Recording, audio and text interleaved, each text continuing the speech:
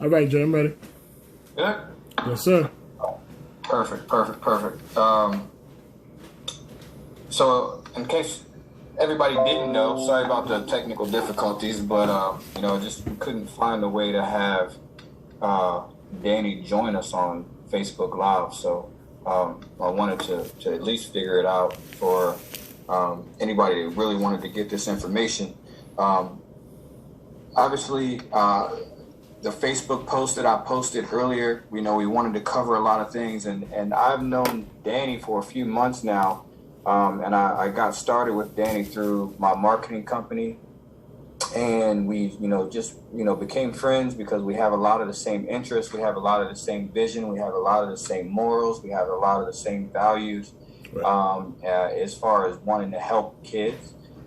So with me getting started back in 2011, Danny, that's when I started my sports and entertainment company. It's called Home Team Sports and Entertainment, and a few of my brothers that helped me out with that. Right. And we got started. We started doing basketball camps, football camps, creating exposure opportunities for kids. Right. And just getting out into the community doing, we did, tournaments and leagues and camps, and we gave away school supplies, and we did turkey drives for Thanksgiving, toy drives for Christmas and things like that. So even for the last 9 years, this has been my life. You know what I mean? So when I talked to you and I heard what you were doing with your company and things like that, that's really what drew me to you, to know that you have a lot of the same, aspirations, and and obviously at the end of the day, it's still business. You know what I mean? And we all have to respect that, and we all should respect that. Today I think it's more about, for me, is like the knowledge, right? Because the education is an educational piece that I didn't know about. Playing through, I was very sports oriented. I'm the youngest out of 5 boys. I'm the youngest out of 4. All we did was play sports. Right. You know what I mean? You would get all your balls, go outside in the morning, and not come back home until the lights went down. Exactly. You know what I mean? When my mom flashed the porch light, that's how we knew it was time to come in. Absolutely.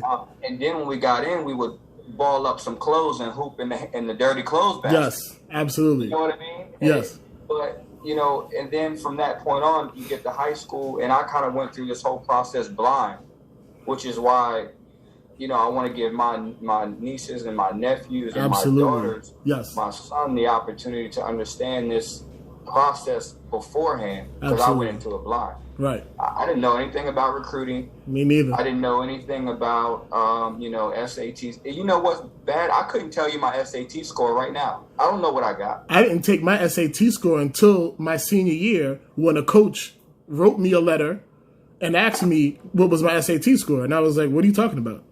Yeah. And then I went to my high school coach, and I was like, what does he mean? What's my SAT score? And that's when he explained to me what it was that I had to take, and even in order to be even eligible to receive the scholarship. So there was just, like you, Jay, there was so much information that unfortunately I got too late. Not too late in the sense that I didn't get a chance to play college basketball, because I absolutely did, and my experience was great. But if I had the opportunity to have someone like myself talking to me and my dad and my older brothers my freshman year of high school, I definitely know things would have turned out differently. Right. Absolutely. And and it's the same thing for me. Like I got to become a collegiate athlete, but it was, it was kind of by default, what I mean? Because I didn't, I ended up going to play, but I didn't experience the whole recruiting thing. I know my dad got letters, and he told me how, hey, this school wrote a letter. You know what I mean? I'm just, that's cool.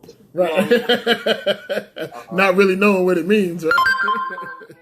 This school down in South Carolina, I never heard of them. You know what I mean? Absolutely. So, I never heard of them, so I didn't even think twice about it. Davis and Elkins, where's that? It's a private school in West Virginia. Private school. What is that? You know what I mean? So I don't want to go to a private school, Like how private is it?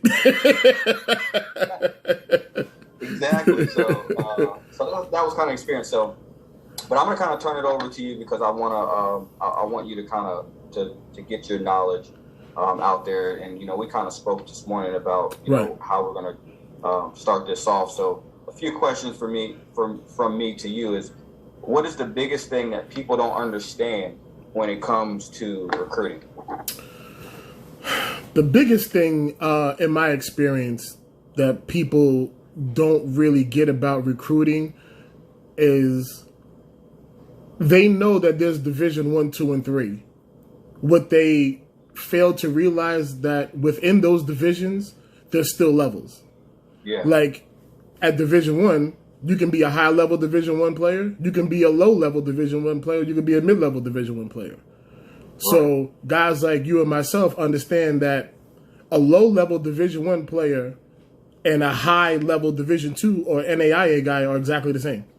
Right.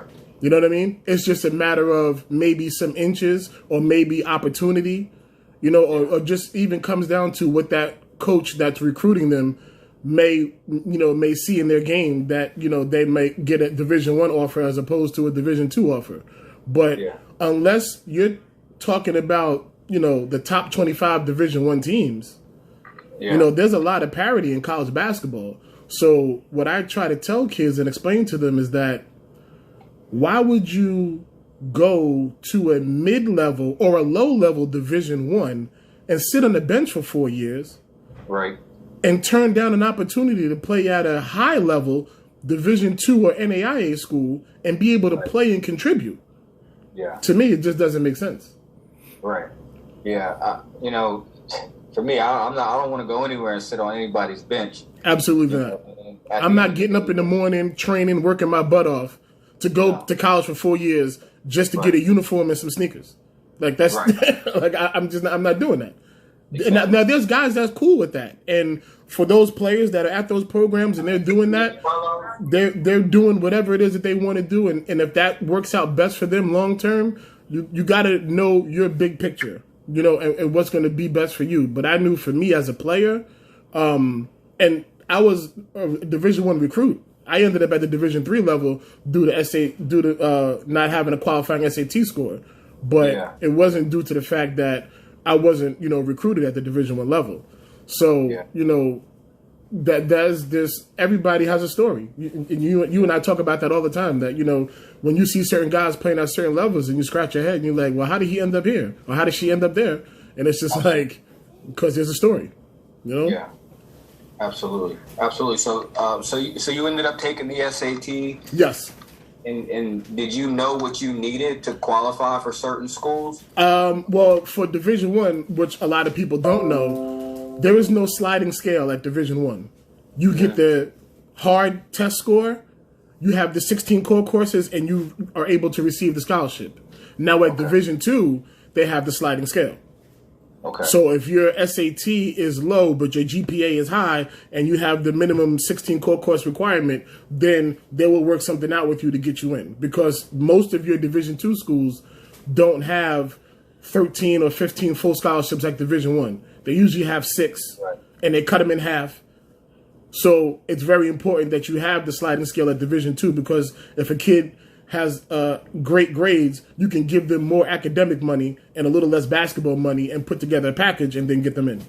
Yeah, absolutely. And, I actually, I'm seeing that right now with, schools where, most Division 2 schools, they don't have, 15 guys on a basketball roster. And, at Division 2, you don't have 15 full scholarships to play with. There's only one conference in the NCAA Division 2 that gives 10, I believe, full scholarships, and that is the conference where Bridgeport plays in.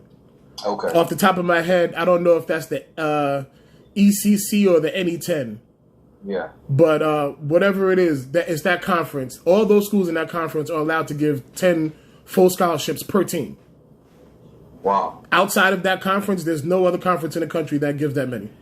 Yeah, I mean, and the way that works is, okay, so if it costs, $50,000 to go to a school, and, that school they get 8 full scholarships, So that means they have $400,000 to work with, right, for that 15 for that guys, year. right? Yeah. So what's going to happen is they're going to want to find guys who can get some academic money. Absolutely. You know what I mean? So if the school academically can take care of $30,000, and that means that school can only needs to pay athletically $20,000. Right. And then, all right, you know what I mean? So it's not all about it's not all about trying to get a full ride athletically, especially if you're not Division One. Right. Absolutely. You want to be able to have that academic money, and to be totally honest, it's important as a coach to find guys that can qualify for that academic money. Yes. So and that's why, it's very important. Your grades. You got to stay on top of your grades. Look at now what we're going through with this unfortunate situation with the pandemic. Right. Kids that have high GPAs and high test scores are going to be a little bit better positioned to control their destiny. Yeah. Because if you're a borderline kid, you know what I mean? And just like you said, I'm a coach and I have this scholarship left. I'm going to go with the kid that I don't have to give that much money to, because then I might be able to split that money and get another kid. Yeah. But if I got to give the bulk of it to you, now you're tying up that scholarship, where if you had great grades, I could probably split that and get 2 other kids. Yeah, absolutely. And it's really a no-brainer. Right. You know what I mean? So I guess that'll kind of segue to my next question. Right. For you. What about like film and marketing? Because, we talk about the pandemic, and, obviously as coaches, during the pandemic, starting in March, you couldn't get out, and there was a dead period. You couldn't get out. You couldn't go to these AAU tournaments. You couldn't go to the high school tournaments. Most of the tournaments were actually canceled anyways. Right. So it just makes it harder for college coaches to recruit. It makes it harder for the student athlete to get recruited. Right. So, what's your advice for, because right now where I'm at, there's a Division I tournament that's not open to the public. You can't just walk in. Right. In certain states, you can do 25% certain capacity. Certain states can do 50% capacity. Right. Some, where I'm from, it's, you might not be able to go unless you're a parent, or unless you're a sibling or something like that. So how do kids get themselves out there, marketing themselves, and what goes into the film and marketing themselves? That is, without film, there is no way any exposure agency, and I'm taking myself out of this, there's no way anyone can market a kid, especially an under the radar kid. There's no way they're going to be able to get marketed without film. Yeah. How am I going to call a coach or email a coach and tell him, hey, coach, I got this kid. He's a stud. He can do this. He can do that. He can averages this, that, the third. And when he says, all right, send the film, I don't have any film. He's just like, all right, well, I mean, what do you want me to do? Yeah. At the end of the day, this is a business. Because if these coaches don't get the right players to fit their system, they don't win games. If they don't win games, they don't retain their contract. Yeah. Absolutely. That's how they keep their roof over their head. That's how they keep their kids going to the schools that they go to. That's how they're able to drive the car that they drive. It's a business. No matter how much fun you may have during your 4 years of eligibility, this is a business at the end of the day. Yeah. You know what I mean? So what about the film? Like, how do you feel like they should structure their film? Like, how long should it be? What type of plays? You know what I mean? Like, what are your thoughts on that? Absolutely, positively, no music, no rap music, please, no trap music. Like, just don't do it. Music with lyrics, or just no music at all? Me personally, I just think your game should speak for itself. Okay. Like when I was a director of recruiting at Brookdale Community College in New Jersey for 6 years. Yeah. And I can honestly tell you, there were so many kids that sent me film that the minute I heard the music, I closed the link and I went to the next film. Really? Because for me, it was very hard for me to concentrate on your ability when I have these songs playing, especially with the lyrics. Like, with the lyrics are like out of control. So that's just a no-brainer. You want to structure your film towards your transferable skills. If you're a shooter, I need to see you shooting the ball consistently. Yeah. I don't want to see you showing me video of you rebounding and setting screens, but you're telling me that, you led your county or you led the state in 3-point percentage. That because your film doesn't show that. So it has to be very, very big on your transferable skill. Another thing with the film, don't have it be too long.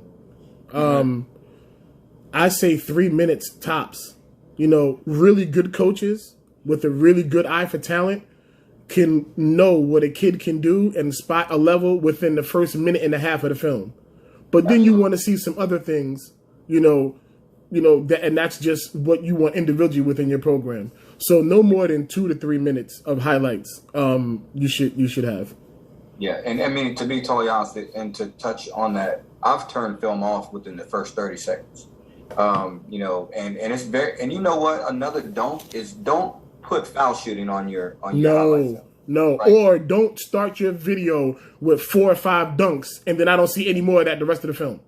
Right. Exactly. Because if you want to get my right, because I'm thinking you're gonna do this for the next 3 minutes, and then I don't see it, and I'm like, well, what happened? Yeah. So if you want to get my attention with the dunks, save them for the end.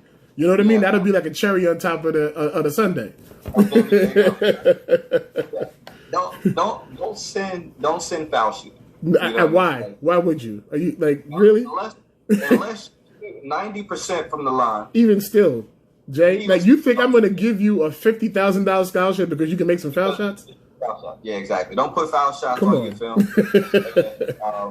And like you said, just don't put your best stuff first. No, you got to split that up. Yes, you know what I mean. And you know what? And I like films that are segmented. You know what I mean? Because I like 3 level scoring. All right, so guys that can score on all 3 levels. Right. Get into the cup, finishing through traffic. Right. Okay, a little mid-range game. You can, the 1 dribble pull-up, 2 dribble pull-ups. Right. And guys that can shoot it from the outside. Right. So, but if that's the case, if you can do that, then show me consistently. Yes. You know what I mean? That you've got several of these finishing at the rack. Right. Several getting to, into a gap, picking a spot on the floor, pulling up, 1 dribble pull up, and then several, shooting threes like that. But yeah, I think it's really important that we get that information out to guys about setting up their film. Sorry, not to cut you off, Jay, but 2 major things to piggyback off of that. 1, don't send me film that you edited of 1 game that you had. Don't give me your career high and cut it up and send it to me. Don't do that. Don't do that. I know that you got it in against this team and that was your best game and you sent it to me. I need multiple clips of you doing this sustained high effort throughout the season. That's one. And more importantly than anything, spotlight yourself before each play. Mm-hmm. Because if you have a compilation of film, and it may be from your sophomore, junior, senior year, you might do it all together. You might be in a position where you wore different numbers all throughout your high school career. Now I don't know who I'm watching. I don't know who I'm looking for. Yeah. And as you sit in your film, if you're sending it to me, you want me locked in on you the entire 3 minutes. I don't want to look at your film and see you make a pass and then notice your big man. I'm like, wow, he got great hands. And now I want to recruit. You know what I'm saying? You want me on you constantly. I've been to a tournament where I went to watch one kid and then I got another kid sitting beside me. It happens all the time. I think that's important that you say that. It's really important not to have the exact same game for your whole highlight. That's, as a coach, I can see that, okay, you dominated that game, but you played another 19 games. Right. We have a few coaches on tonight, so. Oh, awesome. Yeah, so a few high school coaches and things like that. So it's important for what can they do to help their athletes get recruited or to be seen as far as and things like that. The first thing is invest in filming. And even if you can't pay for the huddle or the crossover account, make it attractive for someone in the student body. Have a team manager. You know what I'm saying? Have someone to travel with the team so they can record every single game. That's just, you have to do it in today's time. There's no way you can be a high school varsity team and not film your games. How are you helping your kids? Yeah. They can't get the exposure without it. Another thing is develop relationships. Invite coaches to your gym. It's nothing but sending out an email. When I got into starting NHACG in 2008, I knew no one. I didn't know any college coaches. But you send film, you introduce yourself. Once they see that you know what you're talking about and you have your players' best interests in mind, someone will eventually get back to you. It may not be all the coaches that you want initially, but you got to stay at it. I have the contact list that I have now in 2020 because I've been doing it since 2008. Yeah. The coaches that I have now, I did not have in 2008. Right. You know what? I think it's also important to make sure that coaches give their kids access to full game film. Yes. It's been so many times when, because highlight films only get you so far. Much. Yes. Yeah. And especially, when we see tons and tons of highlight films. I can't even explain to you how many highlight films that I have in my inboxes. Yes. How many messages I have on field level and things like that from you guys, like, you have to recruit my kid. So, if I watch a highlight and he's halfway intriguing, then the next step is I need that full game film. I need it. When you ask the kid if they have it, it's like, oh, I got to talk to my coach. And then 2-3 days go by and things like that. And then and as a coach, I've almost lost interest because I really wasn't totally sold on you to begin with. Right. You know what I'm saying? Absolutely. Absolutely. But 3 days go by, you know what I mean? And now I'm not so intrigued anymore. I've already seen 50 other kids within those 3 days. Right. So it's very important for the coaches to make sure that their kids have access, ready access to full game. Absolutely. And allow them to have that because that's very important. Yes. Yes, it is. Yes, it is. Yeah. You have to be a part of your own rescue. Yeah. Like you can't, as a high school player, you can't wait for your coach to do everything. Yeah. Because some of them just can't because they just don't have the availability. And let's be honest, some of them are not. They're just not going to do it. You know what I mean? So you gotta do your diligence on yourself. The realities of scholarships. Can you kind of break down scholarships and Yes, I would love to. Parents and players that are watching this and that are listening to this, please listen closely. A scholarship is not a 4-year upfront package. It is an annual renewable contract. So that means if your son or daughter receives a scholarship as a freshman, that coach reserves the right to not offer your son or daughter the scholarship the following year. That's just what it is. It's a promise of employment. Yeah. You got that exit meeting every year after you right, absolutely. And if you are not performing or they feel like I can get someone else in to do your job better than you this year, I might have a senior that has a grad year transfer. I need your scholarship. So I'm going to redshirt you this year, and I'm going to give your scholarship to that transfer that's coming in. And like I alluded to before, it's a business. Yeah. So no matter what level you're playing at, you have to be mentally prepared to go through that grind. This is not high school when you make the team, when you make the varsity as a sophomore, you're like, oh, this is going to be my spot for the next 3 years. Absolutely not. Yeah, absolutely not. Absolutely not. That's the biggest misconception. Parents think that when their sons or daughters get scholarships, it's 4 years up front and they don't have to worry about anything. And that's not true. And the other thing is, the school just the school president trumps your athletic director anyways, or all the time. All the time. So getting in trouble in school, or you get caught cheating on a test, plagiarism, anything like that, and you get kicked out of school, and all that's dead. Yes, all of it.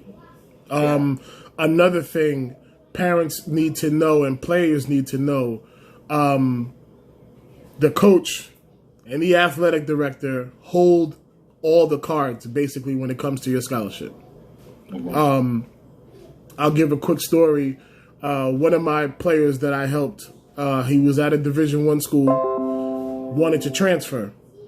They blocked his release form because when he initially told him the school that he wanted to go to, it was within the conference. And they told him that he had to sign an agreement saying that he could not go to any school within the conference. Yeah. Parents and players don't